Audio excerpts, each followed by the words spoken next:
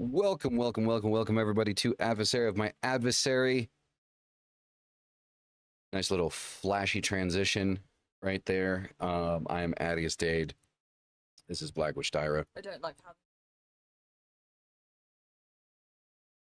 What do you mean inverted? Well, it's usually mirrored, so usually there Uh-huh. when I'm here. It makes my face look really uneven. It doesn't. It does. I look. Oh, It it's like, no. Have you ever not seen your face inverted, and who the fuck is that? I think it looks like you. I don't know. Oh god. I mean, I think I can flip it. Second, video format, color range. Oh, nope. That's the wrong direction. Oh, by rotation data.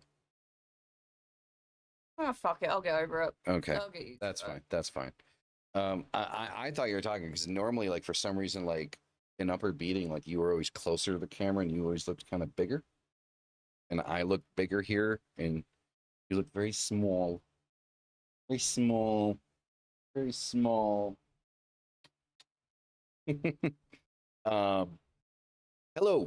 And welcome, yeah, right. And welcome to Adversary of My Adversary yet again. Curse, it's good to see you. Thanks for showing up. So sorry for kind of the I guess the lateness of this. But I mean, better late than never, I suppose. Would you stop? So the camera needs to be focused on my face. Otherwise, when I move, it tries to focus someplace else. It's kind of ridiculous. I need to fuck with that. Anyway, there's a few things that we actually want to talk about tonight. Yeah, while you're passing out.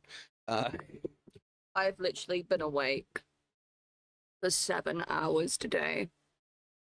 I don't know. It's just been one of those days where I've needed a stupid amount of sleep, and I'm still tired. So Yeah. hence,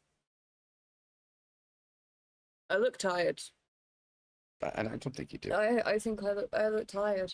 Yeah, I don't think you do. But I mean, that's just my opinion. So there's a few things that we want to talk about. That's not blood on my arm. That's soup. That is tortilla soup on my arm. That is not blood. Super. Yeah. Oh, I didn't realize that was on there.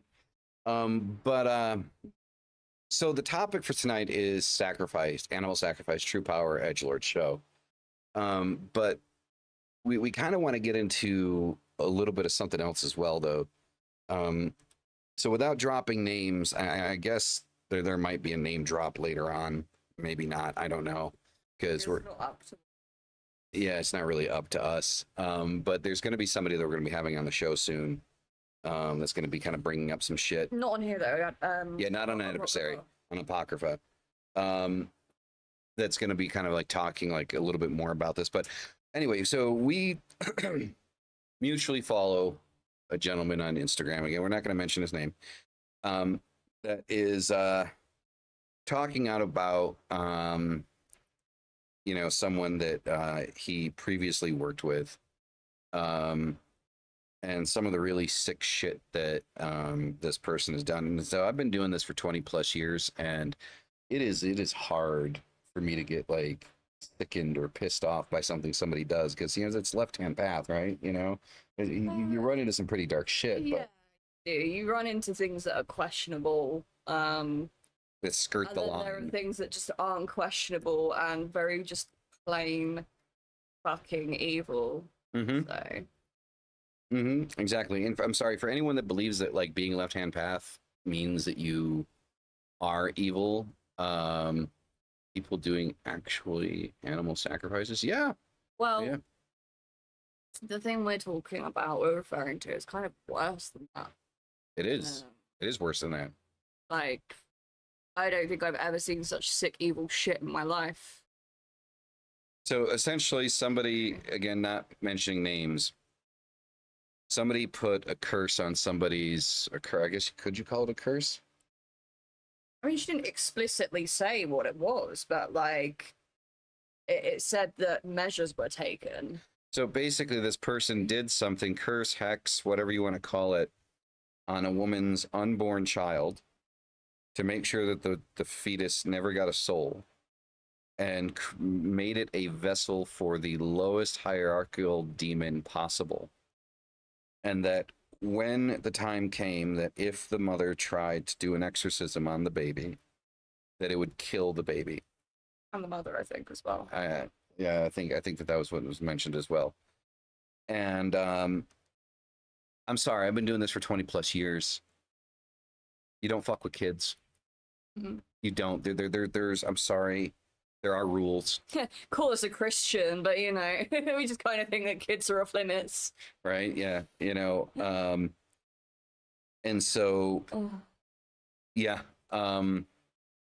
That's kind of like a very clear, thick fucking line, like, you know, in the sand. And so, like, I mean, I think the reason we kind of wanted to talk about it is because, yes, we're talking about animal sacrifice, but this shit goes. I feel like that goes beyond animal sacrifice. The thing is, as well, it's not like whether or not this person actually did, because like, am I going to sit here and believe that this person is capable of that? No. Like, magically capable of that? No. Like, it would take a lot for me to, like, I'd have to see that shit to believe that someone is actually magically capable of having that level of control over, like, an infernal to do that kind of bidding, right? Especially without like repercussions for you. And I'm not talking about like karma or anything like that. I'm talking about what's the actual like fucking cost of you doing that? What do you need to give to this spirit in order for it to carry out that request, right? So it's not even that I believe that this shit was done or that it's real. It's the fact that that's the motive of an individual, and it's like mindset. Yeah, like the fuck. Yeah, that's somebody that definitely needs to be 5150'd. Samaria Penaloza. Welcome. It is disgusting. And the thing is like, look, don't get the left-hand path shit twisted. Don't get the Lucifer shit twisted. Like, we like dark shit. I like skulls. We like working with the death current. Both of us in different ways. Dyra's more specific, Santa Muerte. I'm just the death current itself, which includes Santa Muerte, but it isn't limited to only Santa Muerte. So like a lot, like we both work in that. We've got the upside down crosses. We've got the fucking, I don't know if you can see it behind my head. We got the coffins on the wall and the upside down crosses and the, you know, the webs and shit. A lot of it's just aesthetic, guys. Like, a lot of it is just aesthetic. Like, and do we believe that an upside down cross actually holds power? No, we don't. We've got 3 of them in the house. Like, we don't believe that shit actually has, like we don't. We just don't. Like, Ian, you don't fuck with kids. You don't fuck with kids. And leading into the topic for tonight, like animal sacrificing, so it's as bad as fur farming. It is. Animal sacrifice, at least. So I ran across a page of this group, this cult group that's in Brazil. And I mean, the guy that runs it seems pretty knowledgeable in the occult, but I mean, there's another one he involves kids in it too. Like, I mean, he's got kids present when he's doing this shit. He's got like 5-6-year-olds, watching this shit happen. Watching like goats being sacrificed and stuff like that. And, like, not just like sacrificed. Like, I mean, like they have a live goat bound, alive and breathing. They cut its throat. They basically run the blood over their heads, almost like a baptism. right? Then they cut its head off and for some reason start sticking it on other people's heads for some reason. Like freshly cut off. So you're talking like this head's still fucking warm, you know? And for me, like, I'm a dedicant of Baphomet, right? And what kind of really irritated me with the symbolism in their setup is that in their main altar they have a giant statue of Baphomet. And for me, the way that I look at it is if you're sacrificing a goat, if you're killing a goat, let's just call it what it is, killing a goat. I don't consider it sacrifice. Sacrifice is you giving something of yourself. That's not a sacrifice, right? That's just killing. Offering. Yeah, it's more of an offering than a sacrifice, right? So them offering up a goat is they're killing Baphomet. They're killing the physical manifestation of Baphomet on this earth. Like goats used to be very, very, very sacred in the occult overall. You know. The thing is though, Curse, it's like, you know, they also used to sacrifice babies. And kids and virgins in ancient times as well. So we've come a long way. Yeah, at least I thought we did. Yeah, right. And it's almost like there was a superstition in those sacrifices though. Like people believed that it would genuinely like save them from things like famine and, you know, or like appease the gods. I don't necessarily think it was from like even an evil motive. It was just like this superstition, like a superstitious way of like surviving at the time because, you know, everything was about the gods. But now that we've like evolved and progressed somewhat, Debatable. in some ways, you know, we know that that's not really like how it works. When it comes to animal sacrifice, right, I've always taken a back seat on this topic. And the reason for that is because I think people can look at things like, for example, Santeria and be very like judgmental of it if they see them like killing chickens, right? And, you know, something that's been done for a very long time. Chickens are the most abused animal in the world. So if you really care about chickens, maybe stop eating them. I think chickens are probably treated worse in factory farms than they are. This isn't me justifying it. This is just like why I've taken a sort of backseat on it, right? Just to prevent myself from being involved in any kind of like hypocrisy, because obviously like I eat meat and like that kind of thing. But yeah, it's like I also someone who mentored me I know has willingly partaken and performed animal sacrifice, and I'm not about to sit here and, you know, like slag her off for it because I have a huge amount of respect for her. Do I agree with it? No. Could I ever do it? No. You know, I think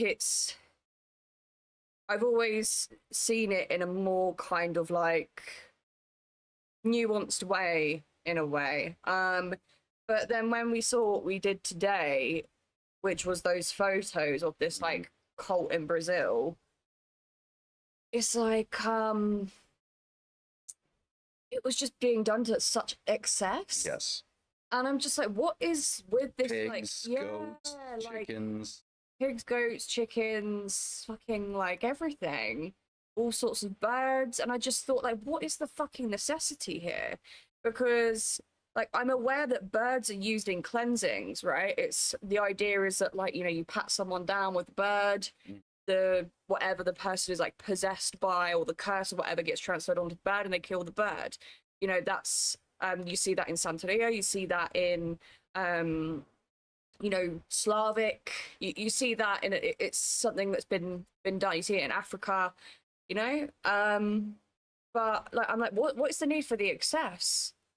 Because to me, if you are so the function of an animal sacrifice, or at least one of the functions, is to amplify or add to the energy of the ritual, to essentially appease what you're working with, right? What are you asking for that you need to kill so many animals? Like, what?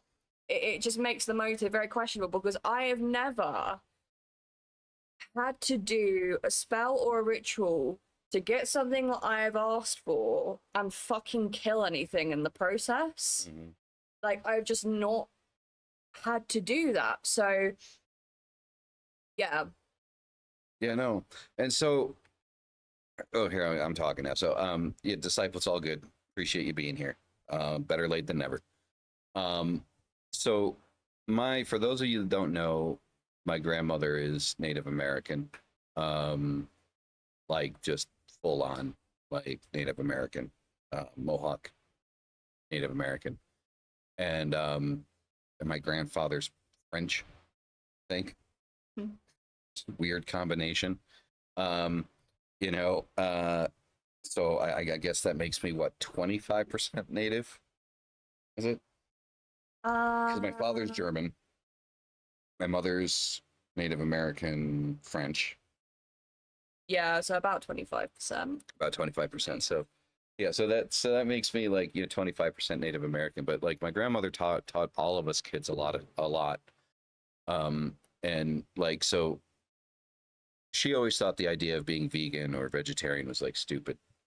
But she also thought it was very stupid to give thanks to God at the table right before eating an animal that gave its life and energy to give you sustenance.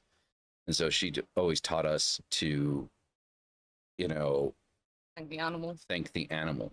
Like that's what we would do. Before we would eat, we would thank the animal that we were eating. And in my family, most of the time, at least like with my grandparents and like my uncles and stuff like that, most of the time when we would eat, we were eating meat that they went hunting for. So we ate a lot of venison in my family, a lot of venison, quail, things like that. But most of the meat that we would eat, my grandfather or my uncle went out hunting for it, and brought it back in one deer. I don't know if you guys realize how much meat is on a deer, but you easy if you take care of that meat, dry some of it out, stuff like that. You can a small family can eat a deer for about 6 months. Wow. They look like really tough. No, venison's amazing. Okay. And so a couple of bucks a season, you got meat for almost a year if you cure it correctly. Do you like freeze it? It's like freeze dry, right? And then like you can kind of keep using it. Yeah. So like, I think that's all like really cool, but like I could never see myself like eating a rabbit like that. That just it feels so wrong. well, you don't get a lot of meat off of a rabbit. A rabbit's probably like one meal. Like honestly, like a rabbit's gonna be like feed you for a night. A deer is gonna feed you for a few months. See, and that's like actually fucking sustainable as well, right? Like, because think about like I don't know, because if you're killing an animal yourself, you're much more likely to preserve it properly, right? Because think about like you and me, for example. We go and buy like some ground beef, forget about it, or it's not that great, and then we end up throwing it away, and it's just a fucking waste. Like you're not gonna waste things that like. No, and the thing is like my grandmother always made sure that like we use the skins. Most of the time they were rugs. It's just kind of tanning it down, and just kind of making kind of like a makeshift rug out of it. Blankets, like I don't know if you guys have ever like in the dead of winter slept with a leather blanket, like a deer leather blanket. You don't need another blanket. Let me tell you right now, you do not. You are warm. Warm does not even begin to describe it. Okay, you do not need the heating on. Okay. I've done one of those in England. Yeah, I could have. But I highly doubt it'd be easy to find, and if I did find one, I don't think it'd be ethically processed. Oh no. But I wouldn't call it mythology, man. It's culture. Like I said, my grandmother's native, right? It's Mohawk. Um, you know, and my grandmother had a lot of teachings for us, and so in my family, like actual like spiritualism, right?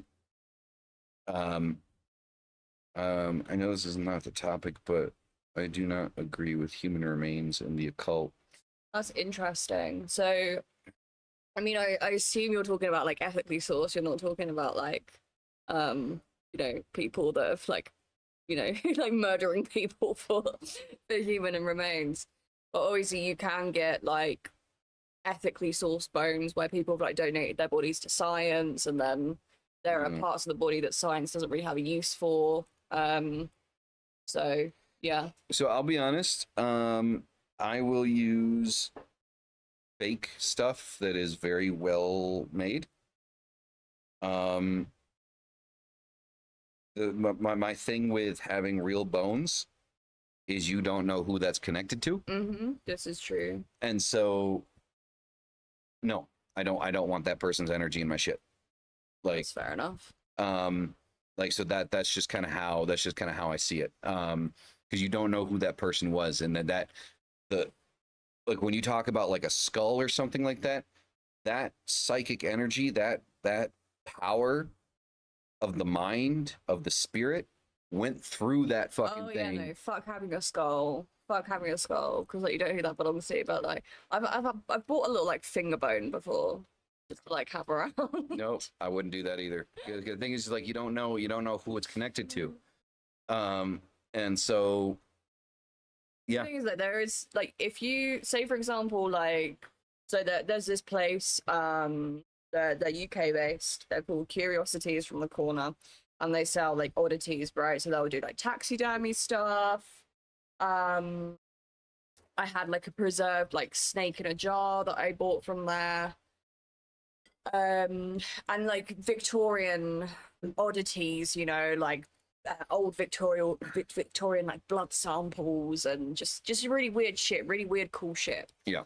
Um, and oh my god, what the fuck has just happened to my brain? I cannot remember where I was going with that. I think you're trying to look for like things that you think are okay. I had a point though, but anyway, I don't know. I think the point I was trying to make is that, like, if you are if you are a company like them who commonly sells these things, which are essentially human remains, Mhm. you have to have legal documentation to say where exactly these things came from, who they belonged to, things like that. Um, because obviously, like, if you find human remains just out and about, you have to report it. Mhm. So you have to have the documentation. See, that to me, Curse, that is some serial killer level shit. I feel like you consent for that. Yeah, I think which one of us did a video for them. They sell wallets made of human skin. That's fucking crazy. I didn't know they did that. That is some like borderline serial killer shit. Um, venison is good meat, providing that, yeah, you waste nothing. Yeah, no, I mean it's definitely one of the positive things about my grandmother being part of the Mohawk Nation was that the parts that we didn't use, they did, right? So, like when my grandfather would go hunting, usually it would be the skin and the meat that we would use, and then the rest of it would go to the reservation. They And make like broth out of the bone. Mhm. My grandmother's done that. Yeah, bone Bone broth. It's pretty good for you. So they compare their products like people who kill animals without consent or something like that. Sorry, didn't mean. No, it's okay. It's okay. Ah, we're actually in Mexico currently. I've been here in Mexico for um 17 years. So I've actually been in Mexico longer than I lived in the States, and I'm American. I've Uh, been here a month and a half. so she's still getting used to it. Um, so You know when you drink water And there's still like if you like water droplets in your mouth and you breathe one of them in. Yep. Yeah, I just did that. Yep. Well, with the baby. Yep. So far, everything's good.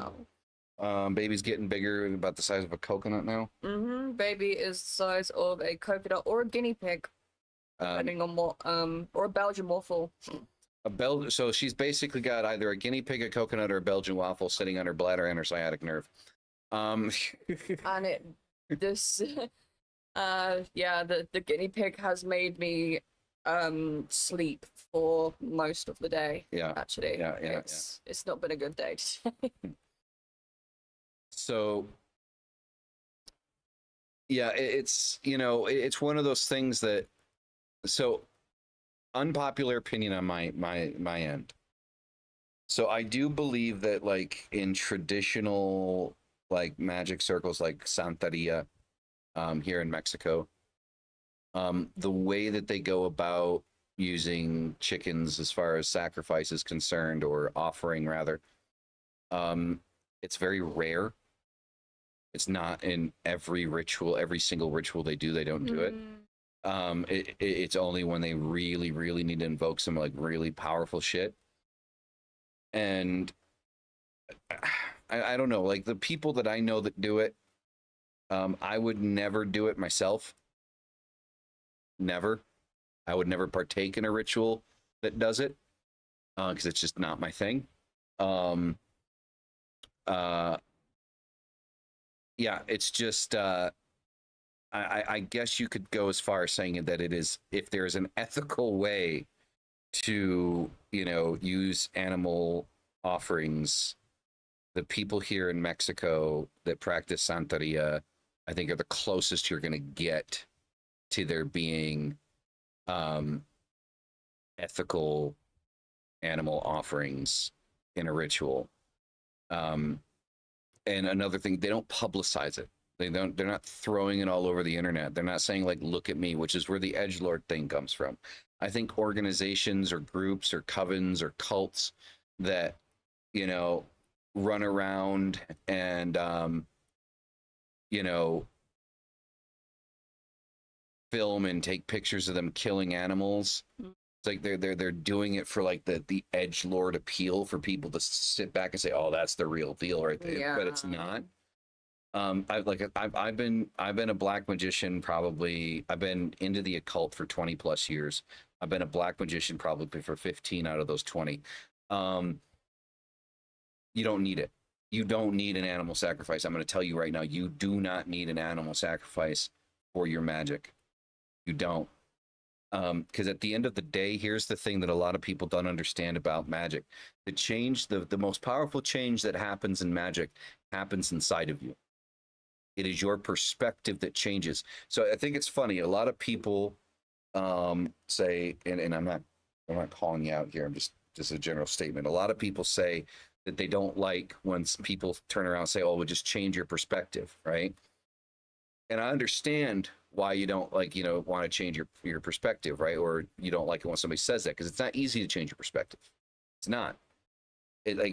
Changing one's perspective on a situation or a life event is probably the single most appropriate thing that ties into easier said than done, right? Because it is very easy to say change your perspective. It's very different to actually do so. The alchemical process, the alchemical spiritual process that happens in ritual, when you connect with an entity, whether it be Baphomet or Lucifer or Lilith, whomever it is that you prefer to work with, when you have that sigil, when you have that focal point, there is an alchemical process that happens spiritually that moves perspective. It doesn't just change perspective, it moves it, right? There are so many times for you and for myself that we've had one perspective before going into ritual, and then coming out of ritual, that perspective is completely changed. That's where the most of the magic happens in magic, is the change, the alchemical change of self.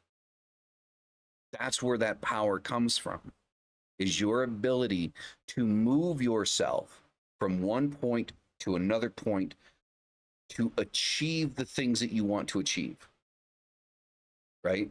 And I think a lot of people are like missing this point. There's a reel that I posted not that long ago that, you know, that I said, it's like all these motherfuckers out here trying to manifest fantasy. And I'm like, well, how about you manifest some actual change? Right? Like how about you manifest some discipline? Right? Like manifest something that you actually have control over.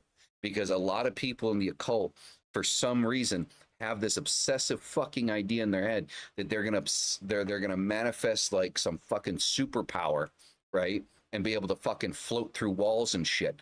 It's like, get off the fantasy bullshit, because it's not gonna fucking happen.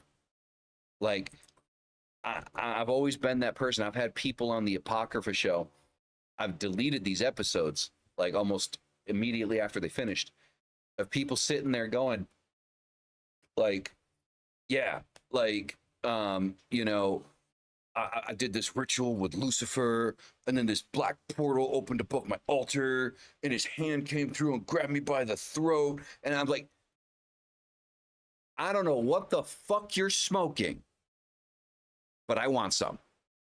Because if you legitimately believe that that actually happened, if you wholeheartedly believe that there was a physical manifestation of Lucifer's hand reaching through a black portal and choking you, you need medication. Yeah, co-acting type shit. Yes, you can ask me a question. It's my podcast too. Yep.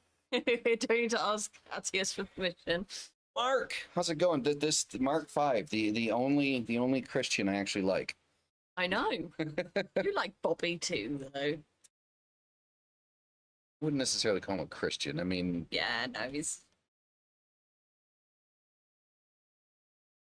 I was trying to watch Little Mermaid and then change my perspective on how messed up shit is spiritually. okay. I like the topic. True sacrifice, self-discipline. Yes, sir. Attention is the greatest currency and takes a lot of effort to rein in. Fucking 100%, Mark. 100%. 100%. Look at this bite on my knee. That is crazy. Like, what? If I was a mosquito and I wanted to bite someone, I wouldn't look at someone's knee and be like, "Oh yeah, I don't, that looks tasty." I don't think they go through it like that. You know, it's got to be some strong DMT. One on my back and one on my bum, and I can understand that, right? A bit more fleshy. But right on the fucking bone, really? I mean, I can understand the bum one. I want to bite your ass all the time, so you know. Fuck's sake. I was 13 before I got into the occult and watched a video of EA co-editing summoning Lucifer, and I was confused. I think most of us watching our first EA co-editing video were confused.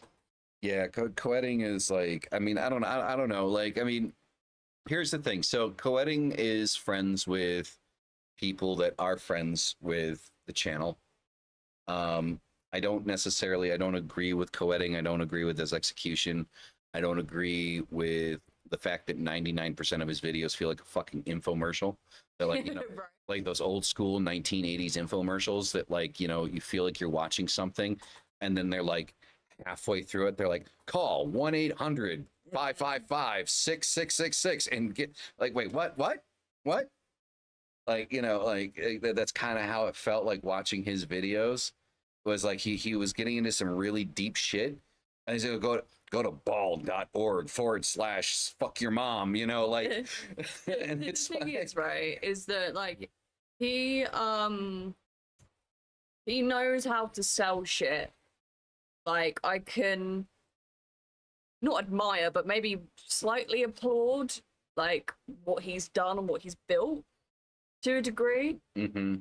Like, it's not like it's not impressive, right? But yeah, I also feel like there's a lot of people that got into that organization and come out and been like, yeah, really didn't like that, would not recommend. But But yeah, I feel like for the most part, though, not that EA coercing is necessarily like harmless, but it's just sort of like if you if you ignore it, like, and pretend it's not there, I don't know. It's kind of, you know what I mean? Yeah, I do. I Yeah. do. Like, I mean, Like, it is not. You don't need to worry about EA coercing. Do you know what I mean? Like, yeah, I mean, you need to worry about the people that follow him, not him. yeah. He's in it for the money. You know why he's in it. And like another thing that like always irritated me, like with some of his videos, like his later videos, that man was so fucking high. Oh my god. Like in his latest videos, like I mean, I don't know how you got on camera and you said, yeah, they'll never tell. As an ex-addict, that stressed me out so much. Like watching that, I'm like, oh my god. Like, I get like this secondhand like embarrassment because it's like I don't think I've never actually got on camera before high and like made content or anything like that. I've always managed to kind of like, you know, but I've definitely chat some shit online whilst under the influence, and you know, it's always something you regret later, whether you're an addict or not. Anyway, I have been asked a question. Okay. Do you scroll up? Yeah. Do you have a patron or matron? I'm wondering because Atia's date has Baphomet, so I'm wondering if someone. Do you have an entity that, like, that are like your patron entity or? I have several demons that I have pacts with, and the working relationships that I have with those demons are different. You know, each one has its own kind of unique sort of function, and its own level of depth, I suppose. I wouldn't say I would say that, like, you know, there are definitely spirits that I feel more like energetically compatible with than others. But yeah, overall, there's not like a specific one. I don't consider myself to be, I don't know, like, you know, I call myself a Santa Muerte devotee, but at the same time, like, it's not all about her. You know what I mean? So See, I'm a dedicated Baphomet because Baphomet for me, it always comes back to Baphomet. It always comes back to balance. It always comes. Yeah, that makes sense. You know, it always comes back to leveling the playing field, right? I work with at this point now. I work with a lot of different entities, especially with the recent ritual work that I've been doing. I've done work with Boone. I've done work with obviously Lucifer, Lilith, Asmodeus, Payman, Payman a lot recently. Yeah. Doing a 3-month dedication with Payman. I actually got to do something something this week. You know, but it always comes back to Baphomet. Also, I'm aware that you asked me that question in a comment on the video, and I thought to myself, like, oh, that'll make a good video topic. I'll respond to that comment in a video. And then I got pregnant and stopped making videos. Yeah. I mean, that's where a lot of it comes from. Like, there's a lot of connection there, Curse. Like, that's not a coincidence, right? So it's, but again, I'll just to reiterate the point. Coming back to Baphomet, it's always just to kind of Baphomet showed me thyself and look within myself to fix beyond what the church did for me personally. I mean, that's what Baphomet does. Baphomet, I've always said that Baphomet is not the entity that you want to work with if you're looking for material gain. Really need the toilet. Go for it. I'm stuck. No, you cannot leave. But if you're looking to, I don't know why I'm blurring here, guys. No, it's okay. My camera, I honestly think I'm gonna need a new camera soon, guys. Anyway, if you're looking for like material gain, if you're looking for, you know, like just anything like of this world, Baphomet's not the entity that you want to work with. Baphomet is, there's a lot of parallels between Belial and Baphomet in the sense that Baphomet will not coddle you. Baphomet is not going to stroke your hair and tell you that everything's going to be okay. Baphomet is going to say, you need to look at your shit. You need to invert this shit and you need to fix it and you need to do it now. Right? Like, because if this isn't what you want, then fucking do something about it. Balance yourself out. Balance of the spirit, balance of the physical, balance of the mental, right? Take all of that into consideration, all of those things, all at the same time. Like balance, and balance looks different for everybody. That's another thing. People think balance is like a 50-50 scale. Mathematically, yes, it is, but spiritually, it's maybe you need more spiritual focus than you need physical focus. Maybe you've been focusing a lot on the physical. Maybe you need to focus on the spiritual. Maybe you need to focus on the mental, the psychological. You know, balance can happen in different ways. So let's say we spend a year hitting the gym, but we haven't worked our mind as much as we've worked our body.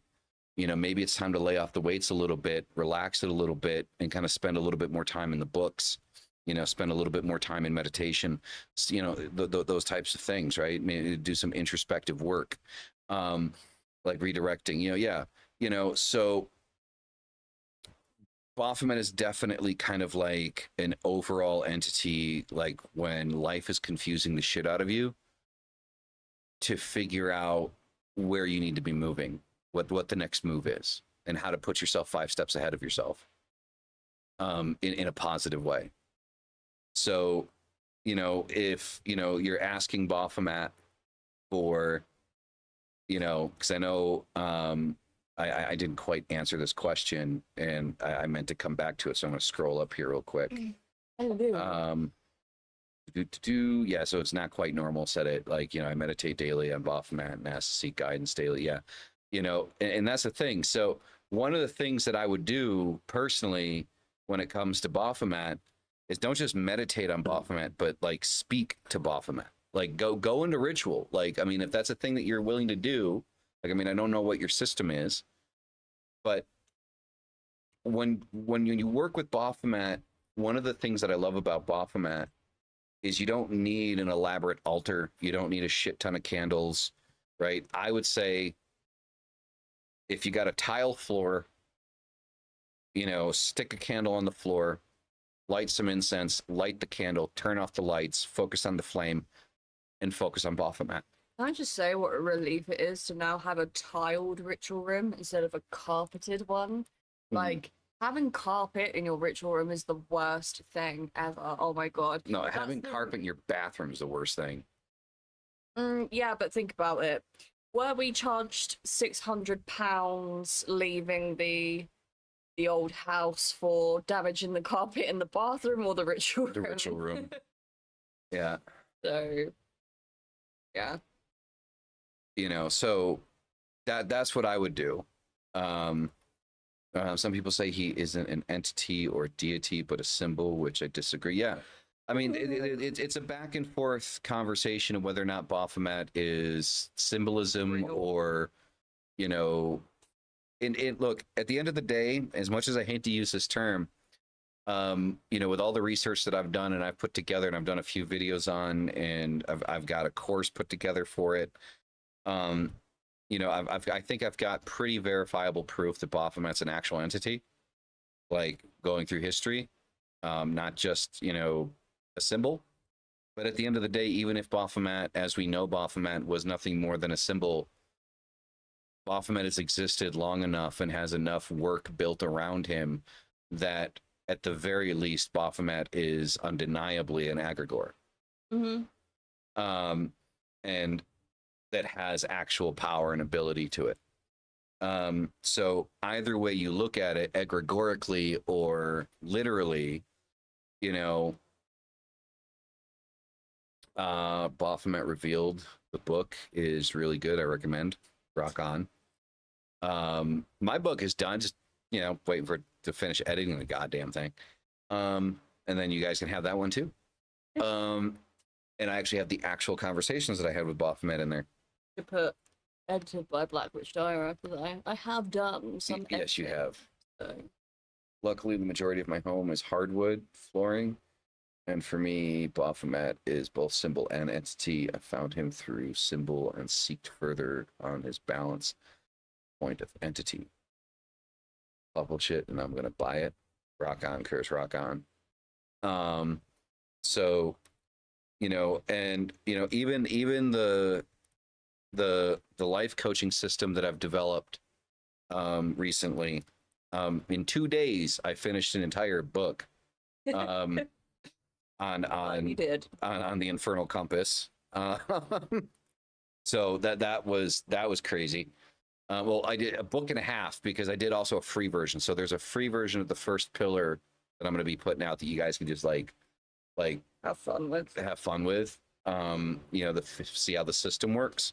So you can either do it yourself, like you can just buy the book and just try to do the shadow work yourself, just work through the pillars. It's a 6-pillar system that basically follows the pentagram almost like a clip off.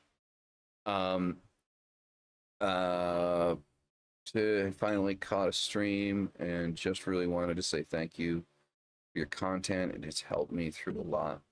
My own personal journey in occultism, the left-hand path.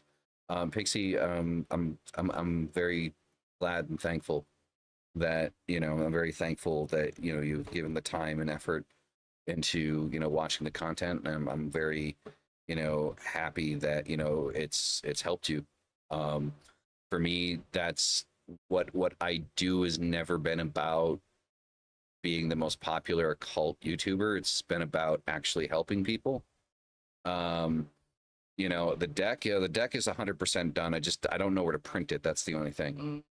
I'm trying to find a place that does print on demand, so I don't have to buy stock and ship it out, because then that's just going to make it more expensive.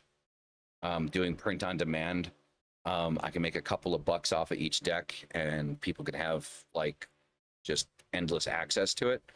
But I just need to find a place that I can trust the quality of it.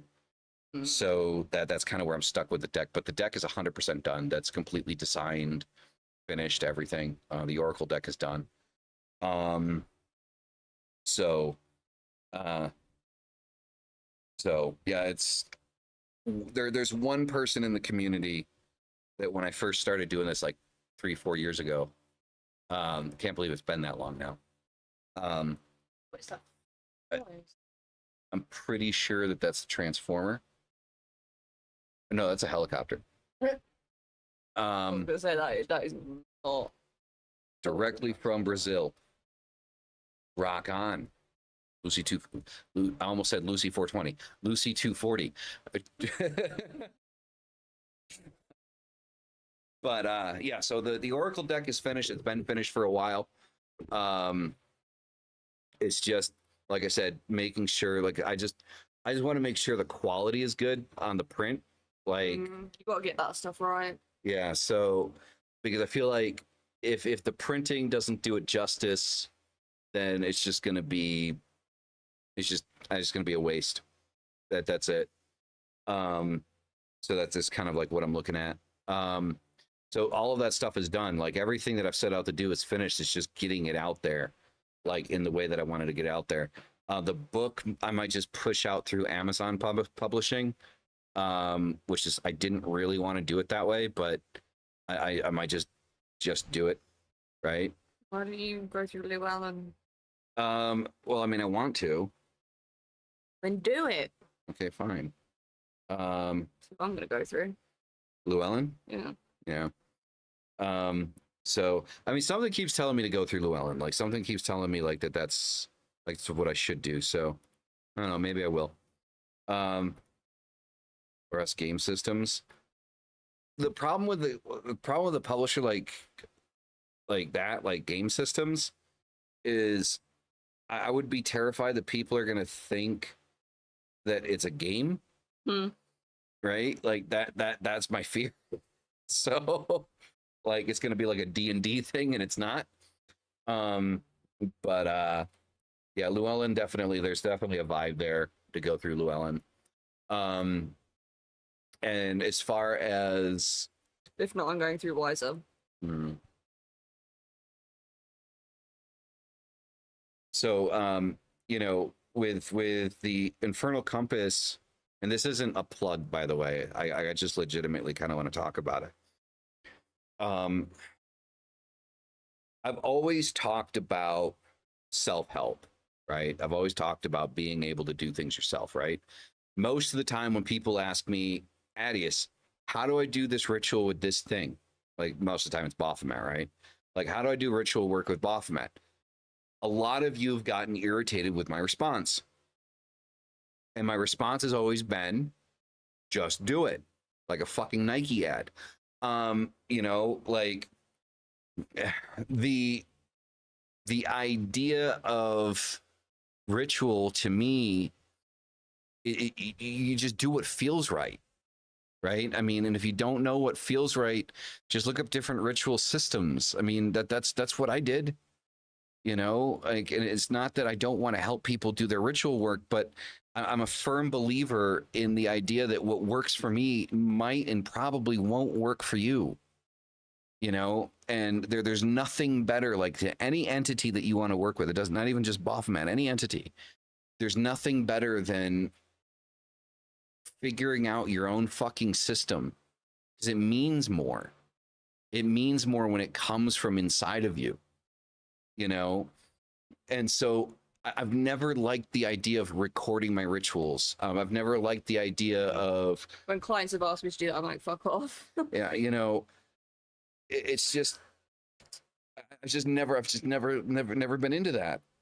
And it's not because I'm afraid of the content. I mean, I did a short one a while back for Belial when I did like a Belial ritual. I recorded parts of it. That's what I've always done. Right. But I've never to share it. But I've never recorded the whole, like a whole thing or a how-to ritual thing, because ritual is such a personal thing. Like you can't you can't copy someone else's style step by step and expect to get the same results that that person does. You just can't. It just doesn't work that way. And so I understand that a lot of people have not liked my responses when it comes to that, where I'm like, just do it. Just do a fucking ritual. Like, you don't have an altar? Fine. Find a fucking hardwood floor, a tile floor, sit in your fucking bathroom, just so you don't burn the house down. You know, light a candle and turn the lights out and focus on the flame and focus on the entity that you want to work with. Look up their sigil online, draw it on a piece of paper, set it down in front, behind, on the side, whatever the fuck you want to do. Like, super simple ritual, right? Stuff that I used to do all the time, like when I couldn't have an altar, is I get a black candle, normal college ruled fucking notebook paper. I would draw a sigil out on, at the time, is most of the time was just an inverted pentagram, but like, you know, any sigil work with whatever you want to work with, right? And then, you know, from there, you know, write your intention on another piece of paper, right, of what it is that you want to achieve in the ritual. Focus on the intention, focus on the sigil, right? And focus on the flame of the candle. And, you know, just do it. And then what I would usually focus on at that point is burning the sigil and burning the intention, right?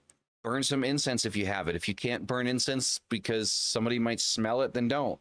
You know, the simplest can be the best one to start. No need for an elaborate tools or items. Exactly. And if you can't do that, like, I mean, I've always also been a firm believer that the first temple you need to build is the temple in your mind. That's the first temple that you need to build. You know, ritual work, or what us Christians call worship, is a circular or cyclical movement. It develops its own energy over time. Prayer generates more desire for prayer. I agree, Mark. I mean, and it's the same thing. It's the same thing in ritual work. I mean, it's the same thing. And, you know, but you need to build the temple inside of yourself. That's the first thing you need to do. Like, if the temple of your mind isn't set and built correctly, it doesn't matter how elaborate the external temple is, you're not going to connect to what you have outside of you if what's inside of you isn't aligned. And the whole idea of the infernal compass is that the infernal compass is designed specifically around shadow work. It is left-hand path oriented and is very deeply connected into Jungian psychology. The infernal, I will go as far as saying that I wouldn't suggest anyone working through the infernal compass if you don't have a therapist on hand. Like if you're not doing weekly therapy or don't plan on doing weekly therapy, you probably shouldn't work through the compass. That's how intense the compass is. Dyra has, or at least like a decent support system. yeah, like Dyra has looked through it. Dyra has read some of the stuff that, you know, we get into in it. Some of it is even really akin to some 12-step shit. Mm-hmm. You know, there's a lot of personal inventory that's taken on it. It really makes you take a hard look at yourself, which can be damaging to the psyche if you don't have a correct support system. So the infernal compass is definitely something. It's a passion project, and it's something that I'm developing because I really do want to help people, and I do fully believe that, like, if you want to get to the next level in your ritual work and your spirituality, regardless of what your spirituality is, if you want to get to the next level in your spirituality, you need to be okay at home first with yourself. Like, you need to have your house in order before you can start projecting shit and manifesting other stuff. You need to have your house in order. And the infernal compass, the reason I call it, you would think that I call it the infernal compass because, you know, infernality and hell and demons, and no, that's not why I call it the infernal compass. I call it the infernal compass because it will fucking burn you. It will scar you if you're not ready for it. That is why I call it the infernal compass.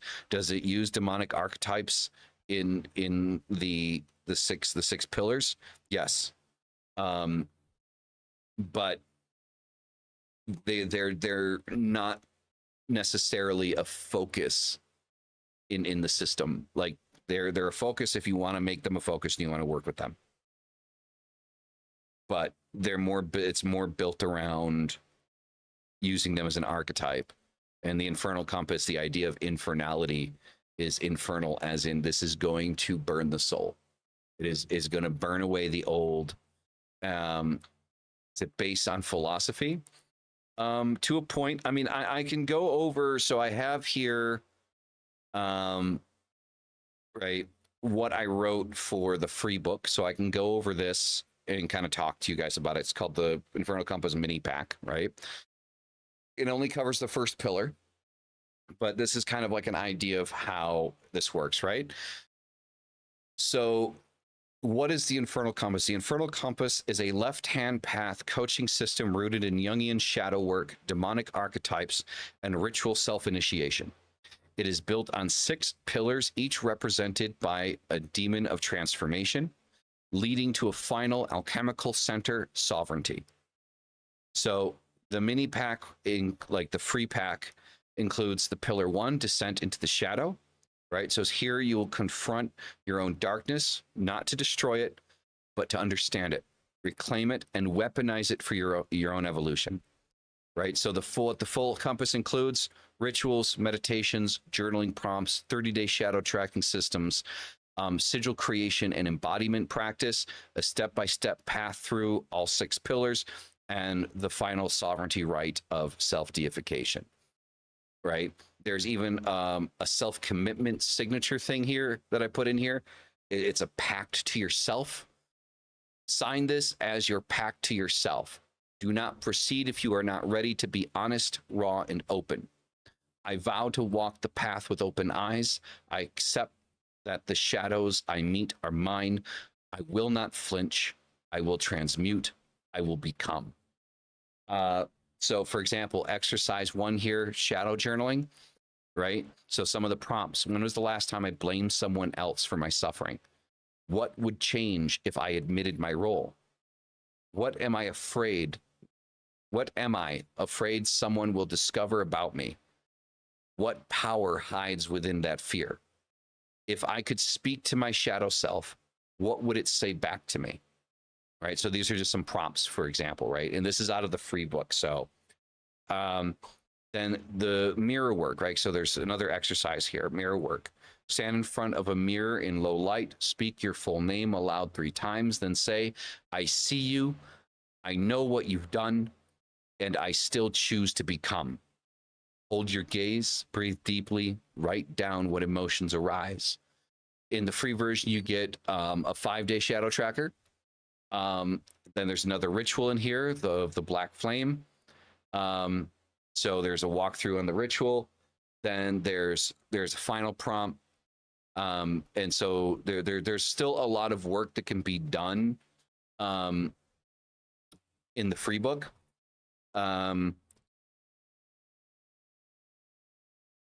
For pillar 1, all of this stuff is going to be available on blackmagicdiary.com. I think what we're going to try to do is we're going to set up like a thing where it's blackmagicdiary.com/infernal compass. And there, all you have to do is just provide your email, and then you'll get like the free pillar sent to you. And then if you're interested in actually buying the book, so there's 2 ways that it's going to be done. You can just buy the book and work through the system yourself, right?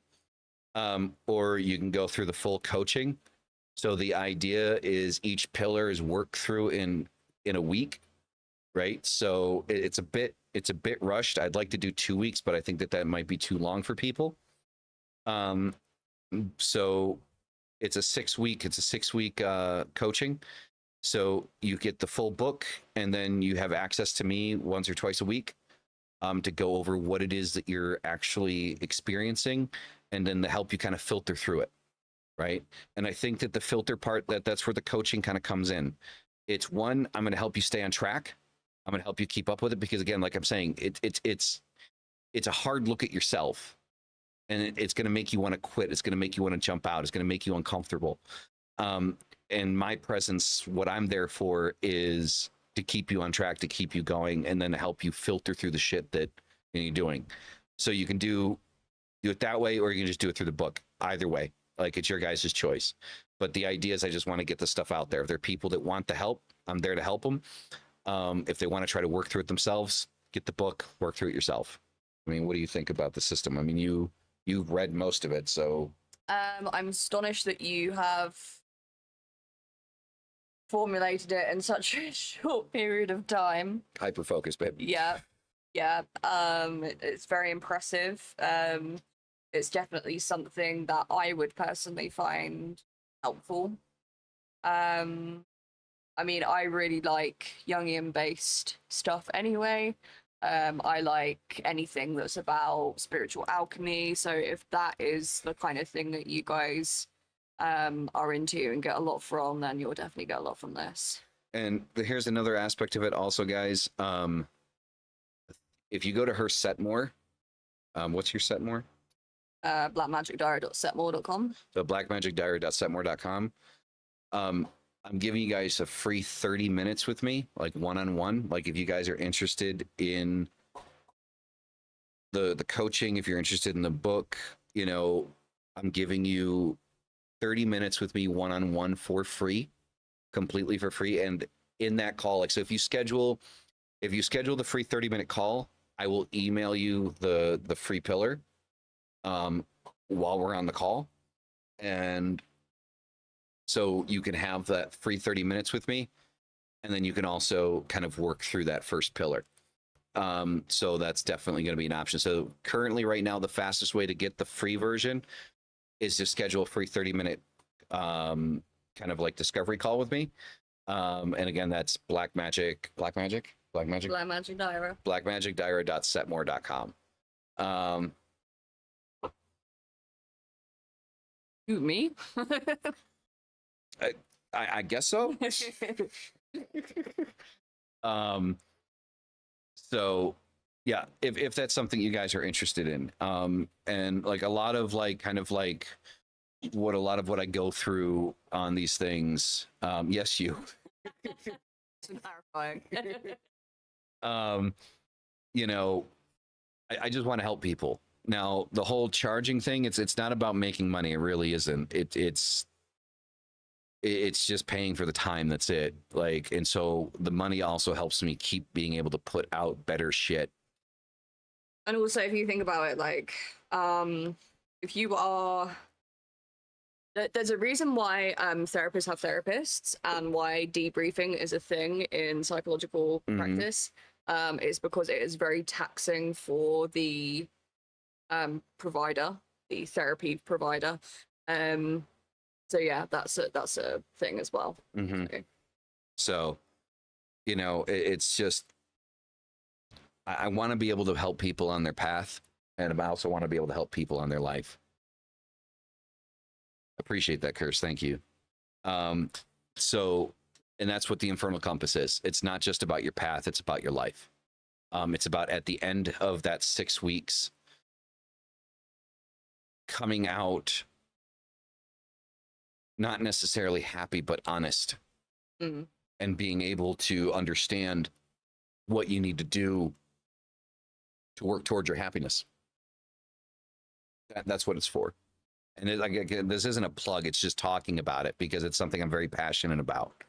I would love to just throw it out there for you guys for free. And I'd love to be able to be a multi-billionaire and just, you know, spend time on calls with you guys for free. I really do. I really wish that was something I could do. You kind of do that for free in real life anyway. Like, literally, like every person you've met on, like, in my sort of like circle, you've sort of like taken that approach. Well, I mean, people start talking about their problems, and I have a way of filtering through it and helping them make a choice or become comfortable with their choices. You know, it's just something that I've always been able to naturally do, you know, when talking to someone. And this isn't about, again, like, this isn't about coddling you. Like, please don't think that the Infernal Compass is that. Like, this isn't going to be coddling you. Like, it's going to be brutal, and it's going to hurt, and you're going to need a support system outside of me. Whether that be a therapist, a psychologist, family, friends that know that you're doing it, that know that you're pushing yourself through it. I don't want you walking through it without having the ability to talk to somebody. Oh yeah, it's laying on my pillow. You can see the ear right there. You see the ear. Like, he looks like he's part of the pillow, but like you can just see the ear. He's very much claimed. Yes, he has. Very much so. But yeah, so I guess to end this, right? Animal Sacrifice, True Power, Edgelord show. I think a lot of it that we see online is absolutely fucking Edgelord show off shit. You know, I do think that, you know, there's a certain, you know, I feel more center when I was younger. I did a lot of shadow work with Isis. He made me see myself and accept everything I hate about myself, and now I feel a new man to him. Oh, that's good. That's good. That's good. Surprisingly, not a lot of occult practitioners don't recommend therapy. Yeah, they should. Probably because I don't know. Like, I feel like most my clients need therapy, but it's not about needing it. Like, people have to fucking want it as well to a degree. Yeah. Like, no, I think everyone should have a therapist. Like, I mean, I'm one of those people. Everyone should have a therapist. Just point blank. Like, no buts, no nothing. Like, I think therapy is a good thing. I think, but I do think it's very important to find somebody that connects with you. If you guys are in the United States, a person that I would suggest is Aileen Bales, or Scarlett, as we so affectionately call her here on the channel. She's a friend of the channel. She was my therapist for a while. And she is the only left-hand path therapist that I know of. And she is very, like, into polyvagal and, you know, kind of like working like Jungian psychology. I generally, if left-hand path and looking for a therapist, the focusing on like Jungian psychologists is probably like one of the best routes you can go. Yep. Don't advise it when shadow work, especially. No, definitely advise it during shadow work. And the reason I suggest somebody like it does either doing Jungian psychology or somebody like Scarlett is because it's somebody that, like, most therapists, you can talk about going to church and praying to God and stuff like that, and they don't really think two ways about it. The moment you start talking about working with fucking demons and shit, they're like, 5150. So, or maybe some Prozac. So yeah. Prozac ain't gonna sell that shit. Right. But they tried that with me. You know, so it's one of those things that's just like, I feel that getting the right therapist that you're able to talk to them about what it is that you do. Yep, my therapist wanted to hold me. Yeah, right. Exactly. So, you know, that's the problem being left-hand path and being an occultist is it's not looked at in those circles as an actual faith. It's looked at as a symptom. And we would require someone as occultists, we require someone that is willing to look at our faith and as a part of us, not as a symptom of a disease. And so that's the hard part, right? And I think Scarlett, you know, Scarlett's the only one that I know that if you're left-hand path and you want to talk about, you know, your trauma responses and how your demons help you, you can do that with Scarlett. She's the only one I know of. But that being said, guys, that is going to be it for Adversary this week. I'm sorry it was late and it wasn't on Sunday, and we've been all over the fucking place with times and shit. But you know, we're doing it. So here's how this is going to work. I want to tell you guys one other thing. So Satan and Coffee. I'm going to be doing Satan and Coffee 3 days a week. Okay. So Tuesdays and Thursdays at 6 a.m. Okay. I'm blurry again over here. Thank you. I'm going to be doing Satan and Coffee 3 days a week. Okay. Satan and Coffee is going to be Tuesdays, Thursdays, and Sundays. So Tuesdays and Thursdays at 6 a.m. and Sundays at 10 a.m. Okay. I don't know if I'm going to maintain that schedule, but tomorrow, 6 o'clock in the morning, Mountain Standard Time, Satan and Coffee. Okay. You want to hang out with, yeah, tomorrow's Tuesday. Yeah. So, so it's Tuesday morning, 6 a.m. Mountain Standard Time. Right. Satan and Coffee. I'm going to be sitting here bright and early before the sun rises, chatting with you guys on Satan and Coffee. All right. Well, I've got to start it again. How to pet your cat properly. We're not even off live yet, and she's already watching memes. If anyone wants to see what I'm laughing at, check my Instagram story. It's fucking great. All right, guys. Thank you all for being here. You guys are fucking amazing. You're the reason we do this. And I will see you guys tomorrow morning. Peace the fuck out.